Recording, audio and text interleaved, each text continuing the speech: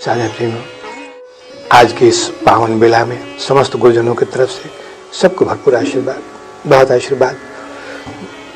पिछले 3 एकादशियों में मन की विभिन्न अवस्थाओं का वर्णन किया। जो मन के धर्म हैं, इनमें सुख दुख भी था, पाप पुण्य और फिर काम क्रोध, ये अवस्थाएं मन की होती हैं। अब मन से ऊपर उठेंगे। जो 4 महाशक्तियां हैं अंतःकरण की, इनमें पहला था मन। दूसरी शक्ति है जिसका नाम है बुद्धि। आज बुद्धि के बारे में हम लोग जानेंगे। बुद्धि है क्या चीज? क्या बुद्धि का अस्तित्व मन से अलग है? इन अवस्थाओं को जानने के पहले एक बार फिर पीछे के मन की अवस्थाओं में कुछ देर के लिए चलते हैं। सारे धर्म ग्रंथों ने और ऋषि मुनियों ने सिर्फ एक ही बात कही है कि अपने संकल्प को पहले तोलो। क्या संकल्प लेके आए थे संसार में? मन का धर्म है संकल्प और विकल्प। तो संकल्प अगर संसार के सुख भोग करने का था, संसार के विषय भोग का था, तो मन को शक्तिशाली बना लो। जब तक मन शक्तिशाली नहीं होगा, संसार के सुख भोग नहीं भोग सकते। लेकिन अगर संकल्प ईश्वर की प्राप्ति है, अगर अपने स्वरूप की प्राप्ति है, उस आनंद में सागर में गोते लगाने का अगर लक्ष्य है, तो मन को तनु मानसा बना दो। तनु मानसा का मतलब होता है, तनु कहते हैं दुबला पतला। मन को इतना दुबला बना दो कि मन की हरकत रुक जाए, मन की जो गतिविधियां हैं, चंचलता है, ये रुक जाए। तब बिना मन की चंचलता को रोके ईश्वर की प्राप्ति नहीं हो सकती। लेकिन मन जितना चंचल होगा, सांसारिक उपलब्धियां उतनी ही तीव्र होंगी। मन का चंचल होना अति आवश्यक है विषय भोग के लिए, और मन का शांत होना आवश्यक है ईश्वर प्राप्ति के लिए, अपने स्वरूप के दर्शन के लिए। तो मन की अवस्थाओं के बारे में धर्म गुरुओं ने एक ही बात कही है कि जिसने अपने मन को वश में नहीं किया, वो न अपने आप को जान पाता है, न ही ईश्वर को। ईश्वर को जानना तो बहुत दूर की बात है। मन अगर चंचल है तो संसार के धर्म भी सही रूप में निर्वाह नहीं कर पाता। वो मन की चंचलता होती है, और मन का धर्म है संकल्प विकल्प। मन जो भी संकल्प करता है, अगर उसका वो विकल्प करता रह गया, तो फिर वो कोई भी संकल्प पूरा नहीं हो पाता है। तो साधना प्रेमियों, मन के ये जो धर्म है संकल्प और विकल्प, जिस दिन मन का जो संकल्प है ये विकल्प करना छोड़ दे मन, यानी इच्छा किया कि अमुक वस्तु चाहिए, तो उस पर टिका रहे, विकल्प न करे, तब उसका नाम होता है संकल्पवान व्यक्ति। और ऐसा व्यक्ति संसार में संकल्प करता है और हर इच्छा की पूर्ति करता है। लेकिन जो अपने संकल्पों का विकल्प कर देता है, तब उसकी मानस स्थिति बहुत दुर्बल हो जाती है। मन जब संकल्प को करके विकल्प नहीं करे, तब संकल्पवान बनता है, और संकल्पवान व्यक्ति का ही मन का दूसरा नाम है बुद्धि। मन का ही वो रूप जो अब विकल्प करने की शक्ति उसमें नहीं है, वो विकल्प करना छोड़ दिया है, तब मन अपने स्वरूप को, अपने धर्म को परिवर्तित कर देता है बुद्धि के रूप में। और आज उसी बुद्धि की हम चर्चा करेंगे। आज उसी बुद्धि को जाने। बुद्धि बहुत आवश्यक है साधना प्रेमियों। हम गृहस्थी में है, संसार में है, और संसार को प्राप्त करने के लिए बुद्धि की अत्यंत आवश्यकता है। लेकिन एक बात याद रखें, बुद्धि को कुशाग्र करके ईश्वर की प्राप्ति नहीं हो सकती। क्योंकि बुद्धि जब कुशाग्र होती है, जब बुद्धि बलवान होती है, तो तर्क बुद्धि बढ़ती है। चीजों के होने नहीं होने का कई चीजें मन में उठती हैं कि कैसे मान ले कि ईश्वर है। ईश्वर का स्वरूप वही है, ये हम कैसे मान लें? और फिर ईश्वर राम रूप ही है, कृष्ण रूप ही है, मां का रूप ही है। इसको तर्क की कसौटी पर कसता है वो व्यक्ति जो बुद्धि को मानकर चलता है ईश्वर प्राप्ति में। बुद्धि की एकाग्रता ज्ञान मार्ग में कुछ हद तक संभव होती है, जहां उसको ज्ञान का सहारा लेना पड़ता है तो तर्क चलता है इसमें और नीति नीति। लेकिन ईश्वर भक्ति में बुद्धि को बहुत पीछे छोड़ देना पड़ता है। तो आइए आज बुद्धि के बारे में जानें कि बुद्धिमान पुरुष किसको कहते हैं और बुद्धिमान बनने के लिए हमें क्या करना होगा। मन की आंख का नाम है बुद्धि। आपको पता होना चाहिए कि मन अंधा होता है, मन की आंखें नहीं हैं और इसलिए मन संसार में सिर्फ ठोकरें खाता है, क्योंकि वो देख नहीं सकता। मन की आंखें बुद्धि है और जब ठोकर खाता है मन, तो उसको एक ऐसे जीवन साथी की तलाश होती है जो उसे अच्छे और बुरे की पहचान कराए, उसे बताए कि कौन सा कर्म है, कौन सा अकर्म है, कौन सा विकर्म है, क्या पाप है, क्या पुण्य है, इसका ज्ञान कराए। तब उसे बुद्धि की आवश्यकता पड़ती है और ये बुद्धि सहधर्मिणी कही गई है मन की। तब इसको इस रूप में भी आप ले सकते हैं, जैसे मैंने बताया कि मन विकल्प करना अगर छोड़ दे तो मन स्वयं ही अपनी अर्धांगिनी बनकर बुद्धि के नाम से जाना जाता है। तब मन की ही संज्ञा होती है बुद्धि, और बुद्धि अगर कुशाग्र हो गई तो जीव का कल्याण होता है। लेकिन बुद्धि अगर कुंठित हो गई तो मन उस पर हावी हो जाता है और तब मन की सत्ता ऊपर नहीं उठ पाती है। इसलिए साधा प्रेमियों, बुद्धिमान पुरुष वो है जो कभी अपने संकल्पों का विकल्प नहीं करे। मन का धर्म है संकल्प करना, इच्छा करना कि हमें अमुक वस्तु चाहिए और अमुक वस्तु चाहिए, ये संकल्प करके अपने पुरुषार्थ का सहारा ले। पुरुषार्थ का सहारा लेना चाहिए उसको। अगर सब पुरुषार्थ में उसके ताकत है, पुरुषार्थ में बल है, तो कभी विकल्प नहीं होगा। लेकिन जब विकल्प हो जाता है तो बुद्धि कमजोर पड़ जाती है। फिर बुद्धि की जो अपनी शक्ति है वो क्षीण हो जाती है, असहाय हो जाती है बुद्धि। अब कितने लोग ऐसे हैं जिनको अपनी बुद्धि पर भरोसा नहीं होता। ज्यादा पे कितने भी बड़े हो जाए, चाहे युवावस्था आ गई या प्रौढ़ावस्था आ गई, वृद्धावस्था आ गई, उनको अपनी बुद्धि पर विश्वास नहीं होता है। घर में ताला लगाकर निकलते हैं, कुछ दूर चलने के बाद में बड़े उलझन में पड़ जाते हैं कि ताला लगाए कि नहीं लगाए, और फिर भाग के आते हैं, ताला को देखते हैं, कहते हैं कि नहीं ताला तो लगा था। फिर जाते हैं, फिर दूसरे दिन वही होता है।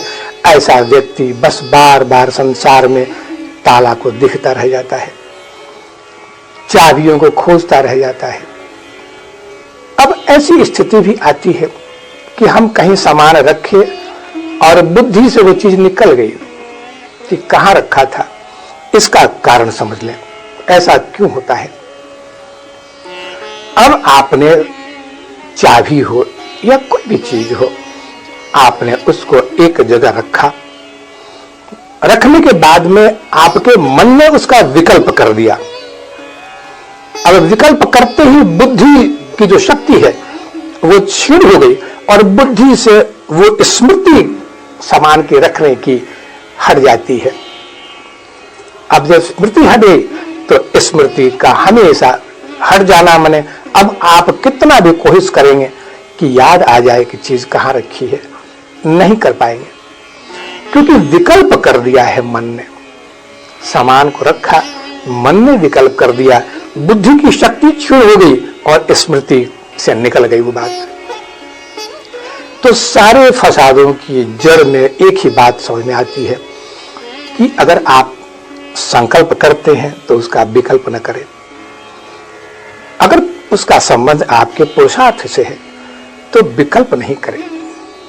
विकल्प करते ही आप अपनी ही बुद्धि की शक्ति को क्षीण कर देते हैं और फिर वो कोई निर्णय नहीं ले पाती है, क्योंकि उसकी स्मरण शक्ति, उसकी जो मेधा शक्ति है वो क्षीण हो जाती है। अब ये दो अवस्थाओं में होता है। कहते हैं कि बाल्यावस्था और वृद्धावस्था में फर्क सिर्फ इतना ही है कि एक छोटे बच्चे का, एक शिशु का न अभी मन विकसित हुआ है न ही बुद्धि। उसकी दोनों ही चीजें अविकसित अवस्था में है, इसलिए वो आनंद में है, वो अति आनंद में है। उसको न संकल्प करने की अभी कला मालूम है, और जब संकल्प नहीं करता तो विकल्प भी कैसे करेगा, तब वो अति प्रसन्न है। लेकिन वृद्धा अवस्था नाम है, एक बाल्या अवस्था में कोई कष्ट नहीं है क्योंकि विकल्प नहीं है, और वृद्धा अवस्था उसका नाम है जो सिर्फ विकल्प करते करते जीवन के हर घटना को बोझ के रूप में अपने जीवन पर लादता चला जाता है। हर घटना बोझ बनती चली जाती है उसके जीवन पर, स्मृति खत्म होती चली जाती है, तब वो खुद के लिए बोझ बन जाता है। इन सब के मूल में सिर्फ बुद्धि ही प्रधान है। साधना प्रेमियों, बुद्धि का धर्म है इस मन शक्ति को तीव्र करना। अगर आप मेधावी हैं, अगर आपकी स्मरण शक्ति तीव्र है तो आप बुद्धिमान हैं। लेकिन अगर आपकी स्मरण शक्ति क्षीण हो चुकी है, और क्षीण होती है तनाव से, क्रोध से, सांसारिक विकारों का जितना भंडार बढ़ेगा उतना बुद्धि की शक्ति क्षीण होती चली जाती है। तब स्मरण शक्ति क्षीण होती चली जाती है, स्मृतियां खत्म होती चली जाती हैं, कुछ भी याद नहीं रहता। अभी 10 मिनट पहले क्या बोला था, बोलते समय मन था, बोलने के बाद मन विकल्प कर दिया उसका। विकल्प करते ही बुद्धि की शक्ति, स्मरण शक्ति क्षीण हो गई, और बुद्धि के स्मरण शक्ति से वो चीज निकल गई, फिर उसको कभी याद नहीं होगा, कभी स्मरण नहीं कर पाएगा, तो बुढ़ापा बोझ बन जाता है। तो साधा इन सब के पीछे एक संभावना को जरा चिंतन करें कि शरीर तो वृद्ध हो चुका है, लेकिन इंद्रियां अगर अभी जवान है, अगर उस व्यक्ति की मन जवान है, मन अभी उसी अपने वाले अवस्था में या युवा अवस्था में अगर है, तो ये जीवन की सबसे बड़ी हार होती है। क्योंकि मन की शक्ति जब प्रबल होती है उम्र के साथ में, तो बुद्धि की शक्ति घटती चली जाती है, तब सिर्फ कष्ट ही कष्ट होता है। बुद्धि को कुशाग्र करें। बुद्धि, जैसे मैंने बताया कि संकल्पवान बने। जो संकल्प किया है, संकल्प करने के पहले 10 बार सोचें कि किस चीज का संकल्प करने जा रहे हैं हम। क्या संसार में विषय भोग की प्राप्ति, तो सोचें इसको। और अगर ईश्वर की प्राप्ति, तो सोचने की आवश्यकता नहीं है, क्योंकि ये आपका धर्म है। और इसलिए जब योगी लक्ष्य करता है, संकल्प करता है ईश्वर प्राप्ति की, ज्ञान की प्राप्ति की, तब प्रकृति भी उसके बुद्धि को कुशाग्र कर देती है। उसकी स्मरण शक्ति बहुत तीव्र आगे बढ़ती है, और इतनी तीव्र होती है कि वो अपने पूर्व जन्म के संस्कारों से, पूर्व जन्म के शरीरों से संबंध स्थापित करता है। ये बुद्धि के लक्षण है। अब बुद्धि का दूसरा रूप भी जान लें। बुद्धि, जिसको हम लोग कहते हैं बुद्धिमान पुरुष, ये बुद्धि का कुशाग्र होना, यानी उसकी तर्क शक्ति का कुशाग्र होना होता है। यानी वो हर चीज को स्वीकार नहीं कर सकता, हर चीज को सत्य और असत्य की कसौटी पर कसता है। वो विश्वास की कमी होती है। वो कभी स्वीकार नहीं कर सकता कि भगवान का सगुण साकार रूप है या निर्गुण निराकार रूप है, क्योंकि वो कसौटी पर कसता है इस चीज को। इसलिए भाव प्रधान टिक नहीं पाता। वो भक्ति मार्ग में साधना प्रेमियों, बुद्धि को स्पष्ट रूप से वर्जित किया गया है और साफ कहा गया है कि बुद्धि का दरवाजा खुलते ही ईश्वर अपना दरवाजा बंद कर देता है। बुद्धिमान पुरुष का ईश्वर के दरबार में कोई स्थान नहीं है, क्योंकि ईश्वर का अस्तित्व एक बार तो श्रद्धा की कसौटी पर कसकर उसको स्वीकार कर लेना पड़ेगा। उसको बुद्धि से न तोले ईश्वर को। अगर बुद्धि से तोलता है तो श्रद्धा कभी टिक नहीं पाएगी। हाँ, जिस दिन ईश्वर की सत्ता को मानकर चला और ईश्वर के उस रूप का उसको अनुभव हो गया मानने के बाद, तो बुद्धि स्वयं स्वीकार कर लेती है कि हाँ, यही स्वरूप है परमात्मा का, यही हमारा स्वरूप है। लेकिन इसके पहले बुद्धि नहीं। इसलिए कहा गया है कि ग्रंथों को पढ़कर, पुस्तकों को पढ़कर जो ज्ञान प्राप्त करना चाहते हैं, उनकी बुद्धि तर्क के मामलों में कुशाग्र हो जाएगी और वो तर्क को लेकर तो हर चीज को कसौटी पर कस सकते हैं, लेकिन साधनात्मक चीजें उनके जीवन में नहीं आती हैं, क्योंकि साधना का संबंध बुद्धि से है ही नहीं। साधना का संबंध अंतर प्रवेश से है, और अंतर प्रवेश की सारी चीजें निश्चित है कि वही श्रेणियां हैं, वही दायरा है, वही स्वरूप है। इसमें खोजना नहीं है, सिर्फ अंदर प्रवेश करना है। अंदर प्रवेश करने के पहले अगर डर गए कि पता नहीं क्या होगा, अंदर प्रवेश किए कहीं ठोकर लग गई, कुछ नहीं मिला, भयानक दृश्य सामने आ गया, तो क्या करेंगे? तो साधना नहीं बढ़ सकती आगे। इसलिए साधक के बारे में सिर्फ एक ही चीज बताई है गुरुओं ने, और अनुभव के आधार पर इतना ही कह सकता हूं कि प्रारंभिक अवस्था में सिर्फ एक विश्वास की डोर को लेकर आगे बढ़े, तर्क की डोर को नहीं। जब एक आधार तैयार हो जाए और फिर एक डोर पकड़नी चाहिए श्रद्धा की और गुरुवाणी की, गुरु के उस अनुभव का, गुरु के उन दिव्य चीजों को लेकर, वाणी को लेकर एक आधार बनाकर अंतर प्रवेश करे, उस पर शंका न करे, वहां बुद्धि का प्रयोग न करे। ईश्वर को पाना हो तो बुद्धि का सहारा छोड़ देना पड़ेगा। भगवान बुद्ध के पास आध्यात्मिक में हर तरह के लोग जाया करते थे, हर तरह के लोग। अब कुछ लोग सांसारिक प्रपंचों का प्रश्न करते थे, सुख दुख, जन्म मृत्यु, पाप पुण्य, तो बुद्ध देव उनके प्रश्नों का उत्तर तत्काल दे दिया करते थे कि यही है तुम्हारे प्रश्न का उत्तर। लेकिन कुछ साधक ऐसे होते थे जो साधना की गहराइयों का प्रश्न करते थे। तब बुद्ध देव उनको कहते कि ऐसा करो, अगले साल जब मैं फिर मेरा शिविर यहां लगेगा तो आना, तब तक अपने उस साधना में लगे रहो, और इतना ही याद रखो कि यह प्रश्न तुमने इसलिए किया है कि कहीं भटकाव है, और भटकाव इसलिए है कि तुम बुद्धि को प्रयोग कर रहे हो वहां। उसका प्रयोग छोड़कर एक बार अनुभव करो, जाओ, और अगले वर्ष में आऊंगा तो मेरे पास आना, मैं तुम्हारे प्रश्न का उत्तर दूंगा।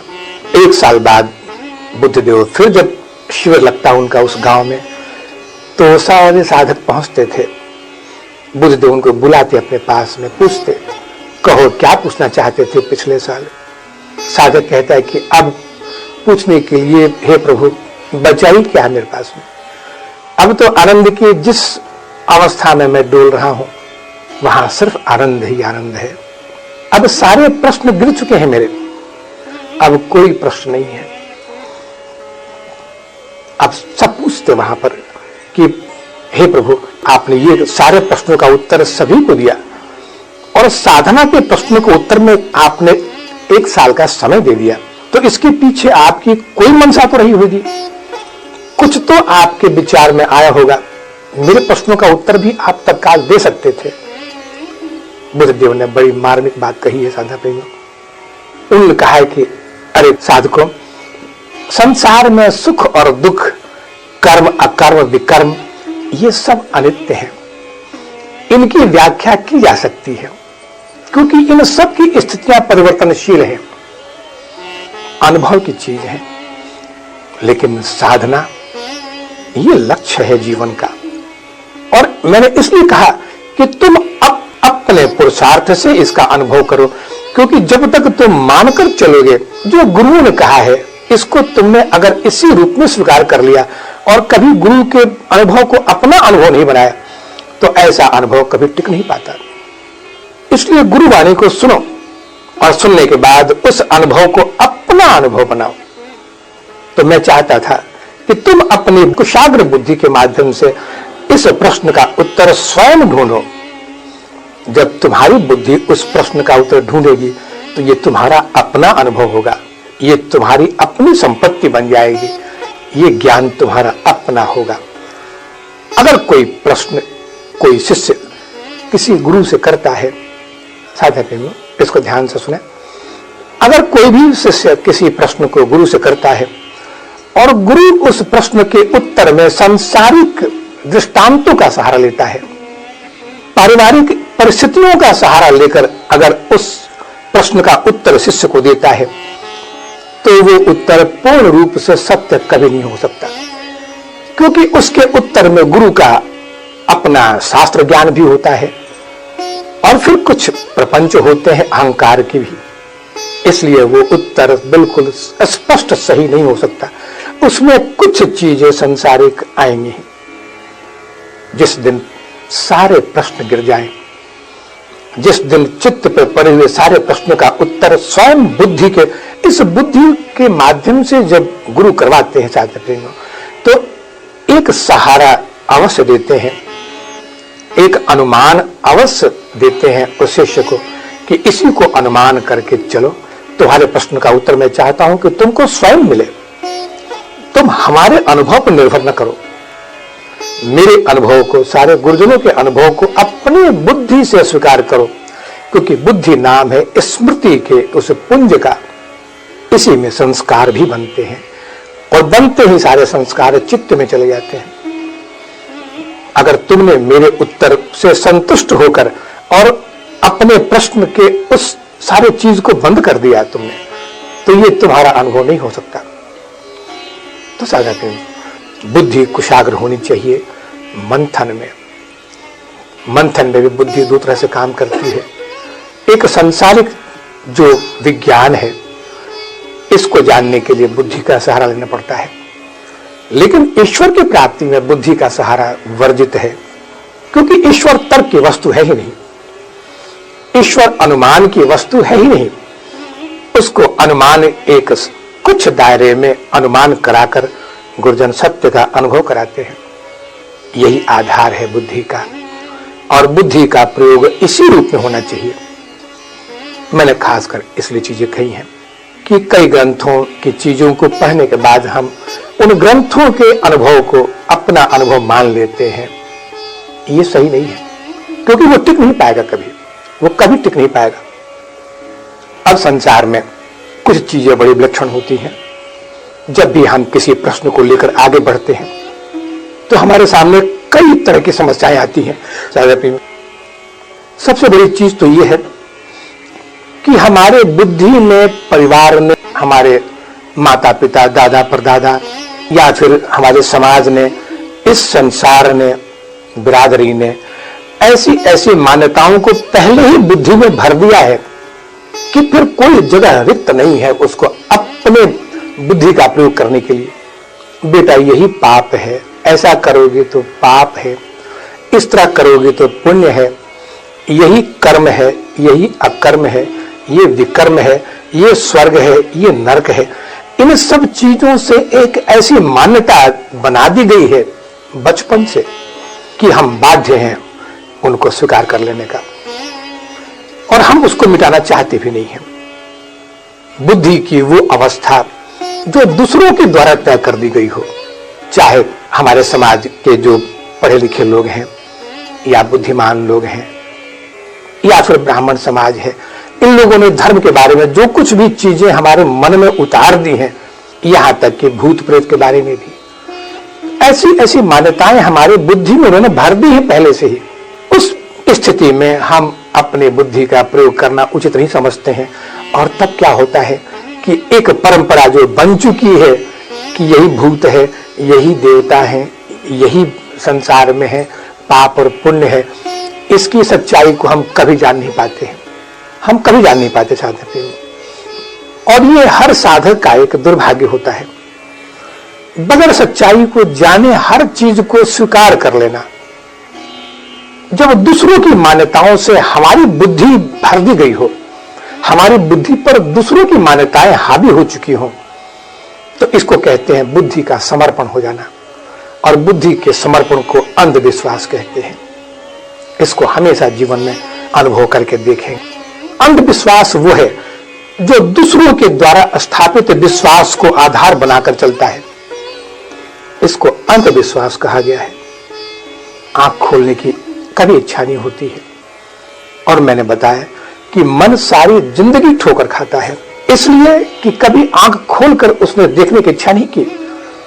बुद्धि के माध्यम से वो देखता संसार को और सच्चे और झूठे की कसौटी पर कसता उस चीज को, तब स्वीकार करता। लेकिन ऐसा नहीं करता वो। तब एक जो परंपरा बन चुकी है, उसी परंपरा में हर चीज चलती रहती है।